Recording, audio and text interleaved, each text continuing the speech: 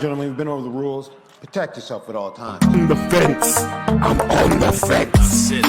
We don't need to talk about we left hook from Yaoundé came and landed on him, you know, so. Congratulations. I'm coming. He's coming.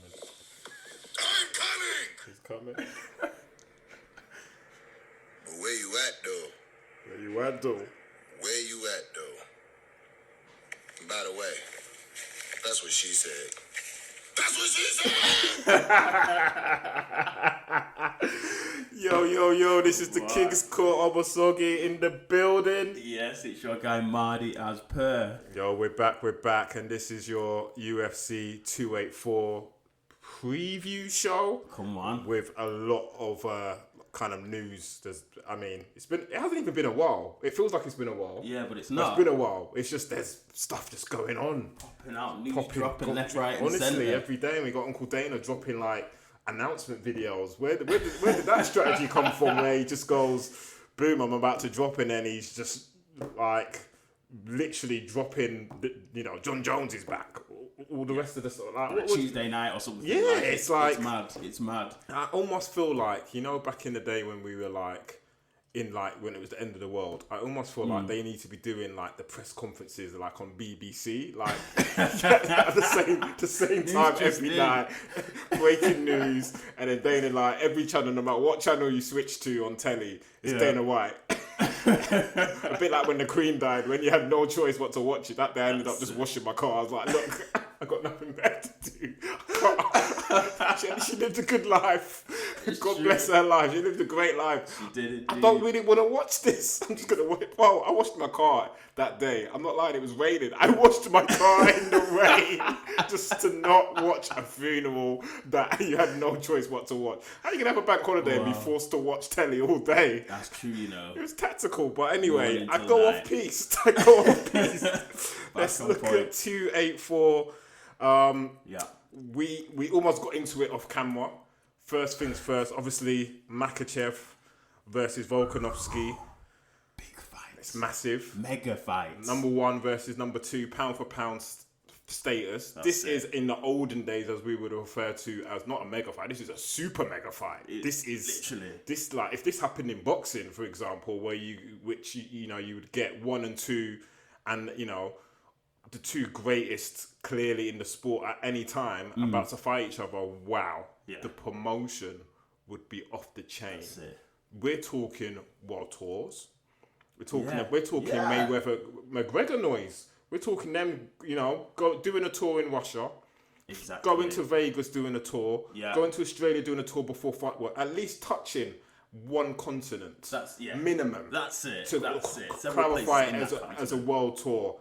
But what's going on? This is next weekend. It's true, and it's just radio silence. It's worrying. Like somebody's missing the trick here. I think somebody's missing the trick because exactly number 1 and number 2 pound for pound fighters in the world. The consequences of this are going to be huge towards pound for pound rankings, and it's a chance for Volk to be champchamp, double champ. Is that like the 6th champchamp that we've had in the UFC? This is big. This is massive. Massive. And they set up this fight as soon as Islam won the belt. Crap. Yeah, they did. They brought him in the ring. Volk was there, but he wasn't expecting the call out. And then Islam was like, probably one of the funniest things he said is, bring that short man in the ring now. Where is that short man? And short man was there. Short man was there. And short man was on weight as well that night because he made himself, put himself and pivoted himself to be in a position where he was the backup in case Islam or Charlie Olives didn't make weight for that night. You're professional. So great, and it's been set up nicely, but wow. Like all I'm seeing all over socials, my YouTube, Instagram, everything from the UFC on a consistent basis is that slap league malarkey. Get out of here, man. That slap league, and I refuse to engage with it. It's nonsense. I refuse. We said, we never say never. We're saying that now. We might, I'm not getting suckered into that nonsense. Exactly. It's just I saw again on my feeds and stuff like that, on my social media feeds. I've seen bits of it, and it's like you go into the comments though, like everyone's just slating it. Like if you go into the comments, it's getting engagement, but it's getting negative engagement. You know how Uncle Dana likes talking about the metrics and the scores. If you go into the comments and stuff, I'm not seeing anyone a fan of it. I'm seeing like, when is this stuff gonna like die? Yeah, and never be seen again. There's minimal like skill that goes into it, and there's maximum damage that goes into it. Like these guys are just getting their brain wobbled. Absolutely wobbled, and no chance to defend themselves. It's They need to just completely cut ties with what they're doing there. And then the fact is, this has been sanctioned by commissions, the same commissions that, for example, I think Nevada State and some others have said no to the bare knuckle league. They've said no to that, but they've said yes to the slaps. Yeah. Happy slapping. If anyone remembers, who remembers happy slapping? This is actually, if you were an elite happy slapper from back in the day, you need to come back with those videos. That's your audition tape to get into the slap league. Exactly. This is your big money move now. People were getting literally run up on slap. A UK thing was people would just be at a bus stop. You'd be on your phone, back in the day, 3210, Nokia 3210, just be chilling. Oh, geez, and then someone would just come up to you, no provocation.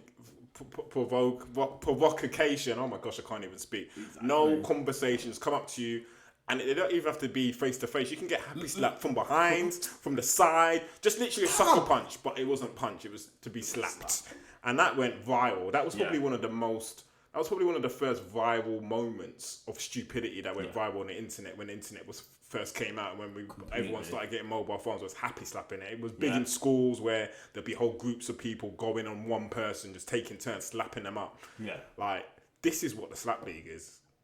That's crazy. It is. That is crazy. But anyway, I don't want to give this any more coverage than necessary, because now with but the promotion, we agree, has been shocking. But what I have enjoyed, and I never rated them up to this week, was the Nelk boys visiting Hezbollah and actually training with Islam in his camp for a few days in Dagestan. They went. They pulled up. They took a flight from, I don't know where it was in the States to Dubai, from Dubai to Dagestan, to Dagestan, and to the capital. They got pulled up. Obviously, you're coming from the States to Russia. What are you gonna do? They're going to pull them away, 2 hours, 2.5 hours each, split interviews, up, boom. Interrogation. That's it. I'm sure there were cavity checks and all kinds of checks. I'm sure the balls got flicked a few times and the anuses got checked nicely. That's it. See if there's any happy dads up there. Oh, gosh. some deep penetration would have happened to the Nelk boys.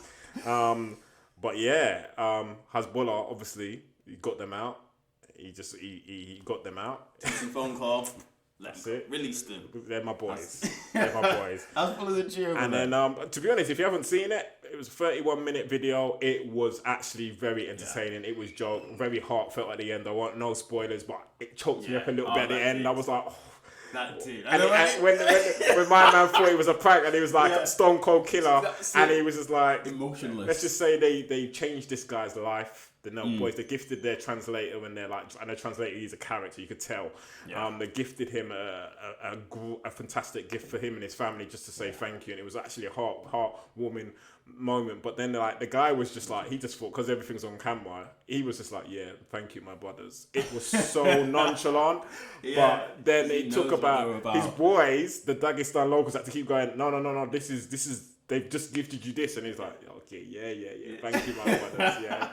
And then when it dropped, I was like, nah, they're not joking. That's what he said. They're not joking. Yeah, not joking. Yeah. But I'm only bringing it up because that has probably been the best piece of promotion massively for this super fight. It's true. Facts. It's true. I mean, I was looking at the stats very quickly. I watched it a couple of days ago. We're talking, it came out 5 days ago, 7.5 million views. That's mad numbers.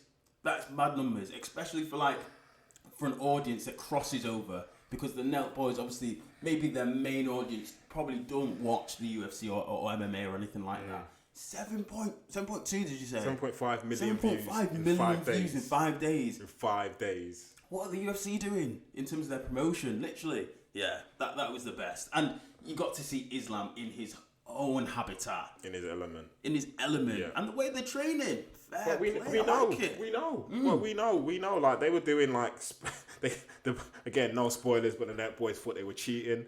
They thought they missed a big bit of the circuit. Yeah. It turns out that was like 1/11 of the circuit because they still did the sprints and they thought the sprints were over, and then they were doing it again and they were doing incline uphill sprints 100%. In God knows how cold it was because it looked freezing, and they were just going in.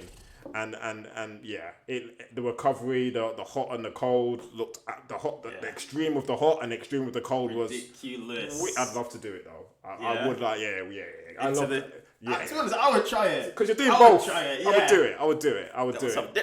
And the thing is, like, but then they got warned because one of them went in just probably how I would have done it, where he just went in fast into the cold. They went, no, you have to do it slowly because I would have. For me, I need to just dive in.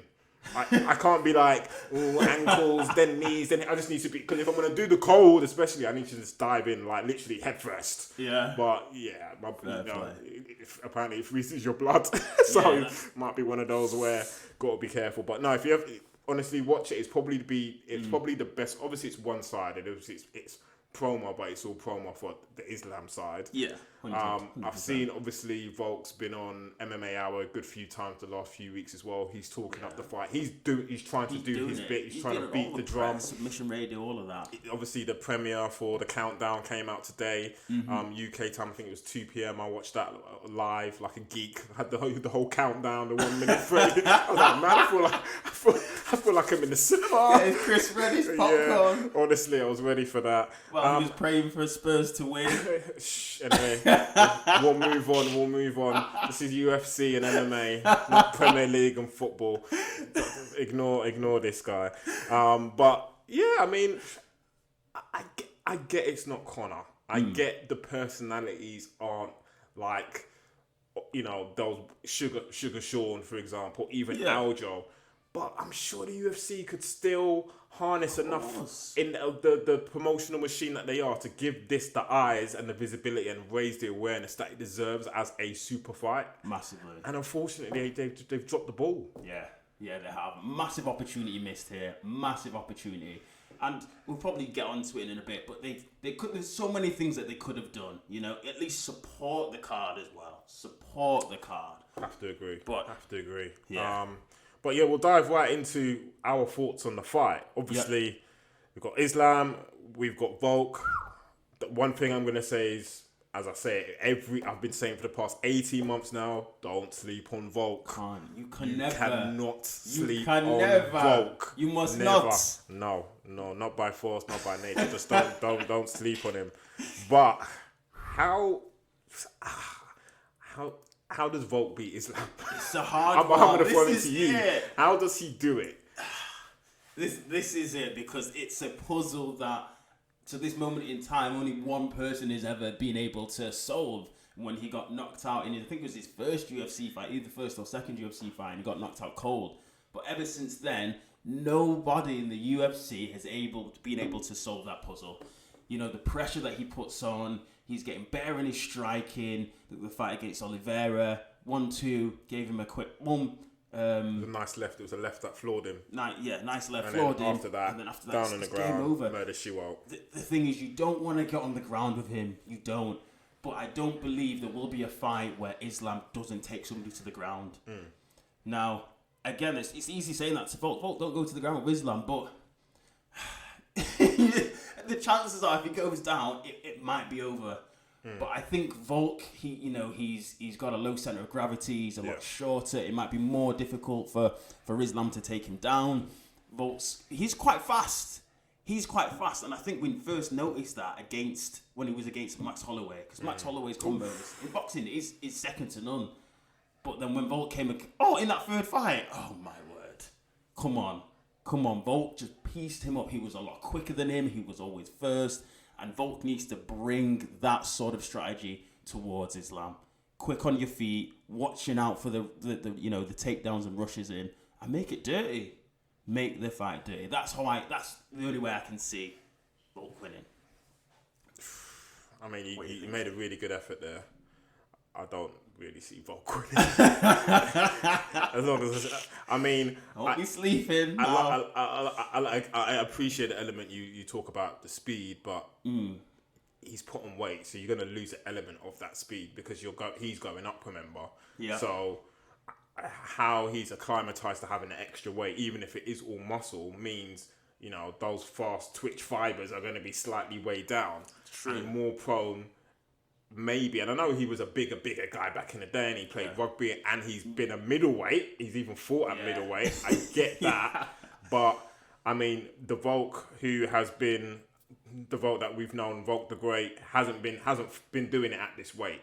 So that's true. And you're coming up. We were saying it when Islam fought Charlie Olives that Islam's big. Like, just from his back, his shoulders, he's a big guy. Broad guy. He's a big guy, and he cuts weight, and then that overnight hydration, he looks just like a bear. Like that's it. Like Action man. tortoise shell, like just muscles on muscles. So, as much as I say don't sleep on Volk, I don't. At the same time, I don't see how, because from that Brian Ortega and T-City and the adversity he went through that, I don't know how Islam puts Volk away at the same time. That's my conundrum, because I don't see Volk tapping out. I think he needs to be, and considering T-City didn't choke him out, even though he was gargling, I'm like, it's almost like they're both very durable in my eyes. Yeah. So for me, it's like, 100%. Okay, who's going to break first? And I see a lot of similarities between the both of them where they're like basically unbreakable. Yeah. Where I see Islam, I can't see Islam, for example, getting knocked out. I can't see Volk submitting him. But at the same time, I can see Volk being put in compromising positions on the ground, but not tapping. That's the thing. How ruthless will Islam be if the guy's not tapping and he's got an arm or a leg? Will he just take a limb with him? And then, but I still think Volk will still be like, okay, I'm just gonna fight you with one arm. Like, it's just like, for me, like my perception of Volk is like, his mentality is nuts, and Volkanovski. Like, I need to maybe do a little bit of history. I wouldn't be surprised if down the routes, like, his family's not too far away from Dagestan or Eastern Europe or somewhere like that. True. I mean, with that vintage heritage that you get, that immigrant spirit effectively. So that's it. I mean, I'm excited. I want to see it. I genuinely just don't see, like, I can't visualize how it ends. Yeah. If that makes sense. It's a weird one, and I think really in answer to your question that you pose, I think Islam is ruthless enough to snap a limb, but I don't think Volk will tap if the limb is going to be snapped. That might cause the referee to have to jump in and to stop the fight. But I think Islam would have to put him to sleep. You'd have to put him to sleep. That's it. Just the way that if he gets him on, one of those chokes, that head and arm choke that he did to Oliveira. Yeah. Oliveira tapped quick. Volk won't tap, but he has to go to sleep. That's the thing. But I mean, and then you made a good point as well in terms of you don't see Islam getting knocked out. Islam's only loss is by knockout. But actually, when you look at Volk's last fights, when was the last time he actually knocked somebody out? I can't remember it. It's been cumulative. It's like, exactly. Just absolute punishment. That's the like punishment. Against Korean Zombie. Oh my word. Well, I'm gonna just clap you, Volk, because you gave him an out. You gave the team several outs. Basically said, man, you okay? You want to continue? Are you okay? Are you okay? Are you okay? Are you sure, my brother? Are you sure? Slap. You sure you want to be here? Referee, I had to rewatch that. The referee didn't even. The referee jumped on Volk and just said, just allow it. Yeah. Literally, the referee jumped on Volk and said, that's enough. Like, not even on the victim. He's jumping on Volk going, just allow him, brother. That's no more. Waved it off. Waved, and the guy was on his feet. It wasn't even like he knocked him down, and the referee said, I don't want to see anymore. Korean Zombie was still on his feet taking the punishment. He was still getting pieced up. So it wasn't like, sometimes when like the guy's down and you're like, wave off, makes so much sense. Obviously this made complete sense, but it's the fact that you're still on your feet and the referee's like, I've seen enough. That's it. No more shopping. But anyway, but That's it. For me, do you know what? If I was going to call it, and it was just to be like, boom, I need to be precise, no more, I'm not sure, durability, blah, blah, blah, blah. Yeah. I would say, I think Islam ends it exactly the same as Charlie Olive's second round submission. Putting him to sleep. I genuinely don't see this as a 5-round war. But if it did become a war, of course I want to see it. I'd love it. Yeah. But Yeah. I'm gonna say Islam takes him out in 2. Like if I had to make a definitive, I think it's gonna be literally a repetition of what he did to Charlie Olives. Oh, okay. This is me putting myself out there. You put yourself out there massively, and do you know what? I somewhat agree. Even though I don't want to sleep on Volk, and I do actually see ways that Volk can get in there and put punishment on him, and it'll all be in terms of how Volk's takedown defense is. Now I don't know if you saw it. They were both talking to DC on like ESPN. I think it was DC on RC or DC's own personal channel, and Volk was saying, "Hey, don't forget, like I was a national champion wrestler in Australia." And Islam was just like, Australia don't know wrestling. He goes, Australia don't know wrestling. He goes, if you would do that, you might as well go to the Olympics and win it for him. So, and that's what causes it. That's what brings the key point into it. I think if Volk can actually try to stuff a takedown, then maybe. But how many times have we seen one of these Dagestani fighters being stuffed? Like it's. But I do think Islam will win. I think it might be Islam by submission in the 3rd. But I would love to see Volk get the W. I would. But if any of you following us for betting tips or anything like that, I probably would put your money on Islam. Yeah. That's it. So we're both kings here going for Islam. We tried to talk Volk up, but again, I'm not sleeping on Volk. That's all I'm saying. Do not. Learned my lesson there. Do not. I mean, you kind of alluded to it, and I'm not gonna kill the point, but the card on paper for me, it's weak. It's a weak card. I almost feel like what's going on. I feel like it was semi-stacked at one point, but then there's been a lot of reshuffling in the background. Yeah. And all of a sudden, yes, we've got the super mega fight that we've just covered.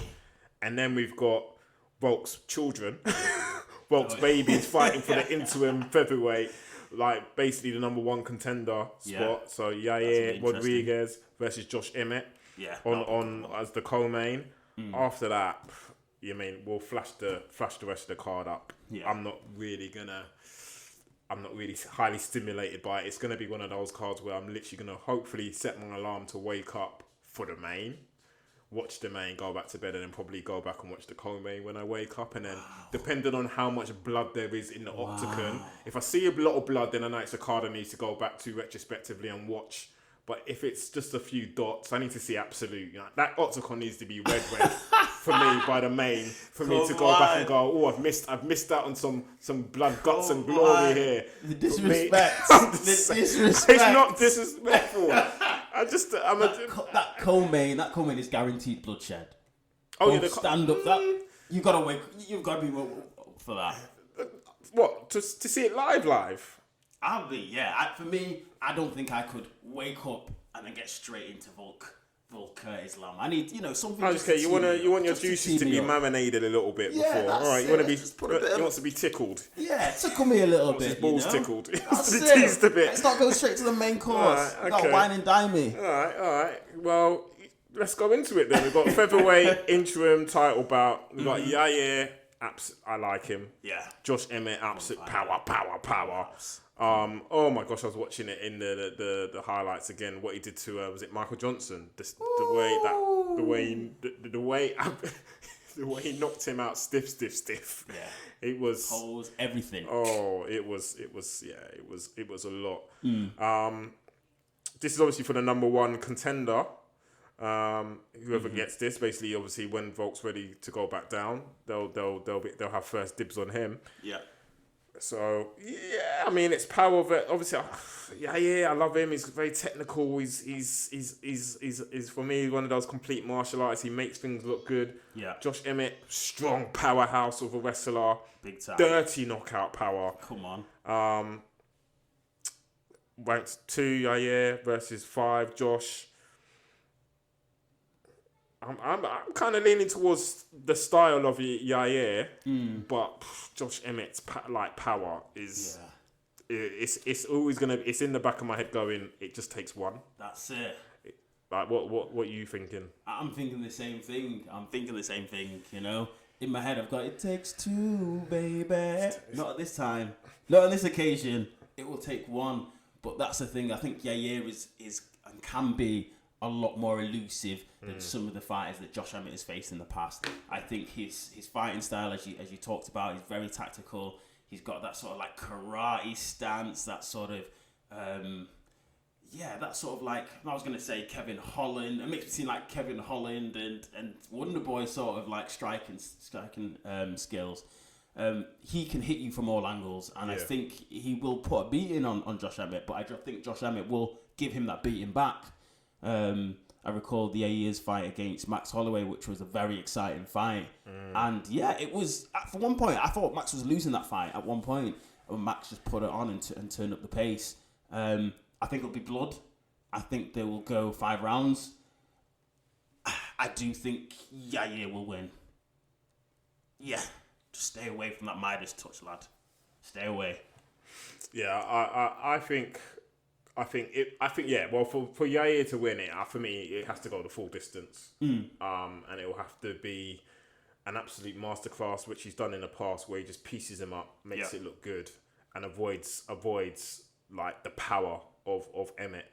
PTSD, I'm still suffering from last year, has got me seeing, like, if it goes 4-5, again, Emmett might just come out and just have that little speech in the corner somewhere, and then just lock and loaded, and then just blow him away. So that's it. I mean, it would be too safe for me to go, yeah, I agree with you, because I do agree if it goes 5 rounds, I think Yair takes it. But I'm going. There's going to be a bomb.